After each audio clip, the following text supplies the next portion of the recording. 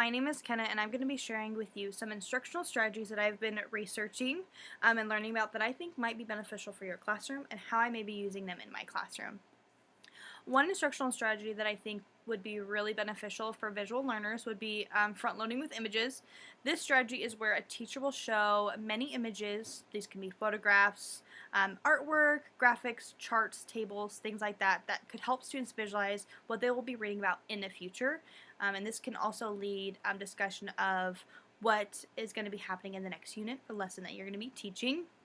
This can help students understand maybe the setting, the process, people, maybe any problems that were in this time period if it's about a time period subject, and maybe any problems that they may have when they're actually reading the subject or content in the area that you're learning about. So how the strategy works is the teacher will grab tons of images for that unit or lesson that are relatable to what you're going to be learning about. And then they're going to arrange all of these on a PowerPoint, a Keynote, a Google Slides, something of similar with no text on the image, on the slides, just the image. This creates more powerful connections and just have students really connect to that photograph or artwork or graphic to have their brains thinking instead of having something distracting like text on there.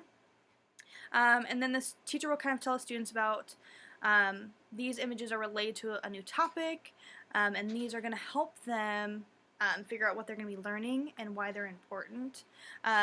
It's kind of a discussion-based reading strategy. Show each of the images and try to have students talk about what they're seeing. Why do you think it's important? Any key details, like if it's black or white, if it's color, if there's people in there, animals, just kind of like basic things that they see right away. And if you need to, maybe ask prompting questions like, what happens? What do you think it means? Is there a certain feeling that's being shown? And definitely, if there's any vocabulary words that you've already used, definitely try to push those into these images. So if there's certain elements or principles of art or anything like that, that would be something that I'd push to kind of help these students begin their discussion and kind of brainstorm and think of things. Then have one image that you've shown in the slideshow be shown again, but in smaller sections. This will have students look at the smaller details or in each of these smaller pictures that were a big one. So they may be seeing things that they haven't seen before, or maybe there's something that they think is more important here that wouldn't be in another area at all. So then after you have kind of described each of the smaller images, then you'll look at the bigger image again and then see why those bigger things that you've noticed in each of those smaller sections are meaningful to the bigger image.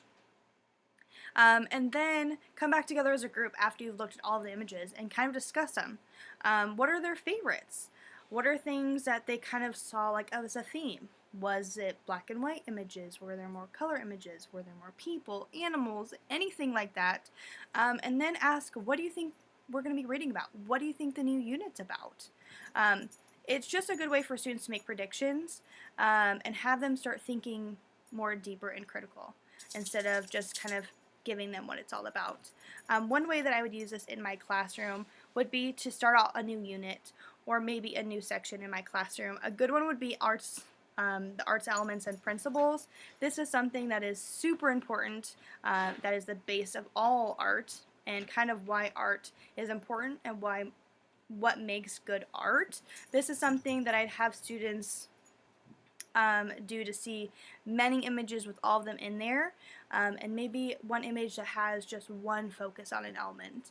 This would be a good way for students to see it in action, why it's important, and a good way for me to kind of check in to see if there's certain things that I may need to talk about more or support my students more on that they might find confusing on certain elements that are maybe more tricky to understand than basic like line and shape and color.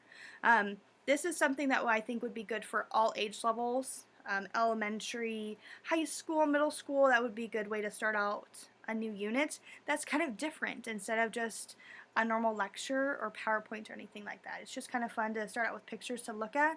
That's easy and less cumbersome and is a way to start discussion and feeling kind of more of a community of being able to talk about things that they have questions about, things that they find interesting, or maybe you can find things of student interest and you can look up those topics even more.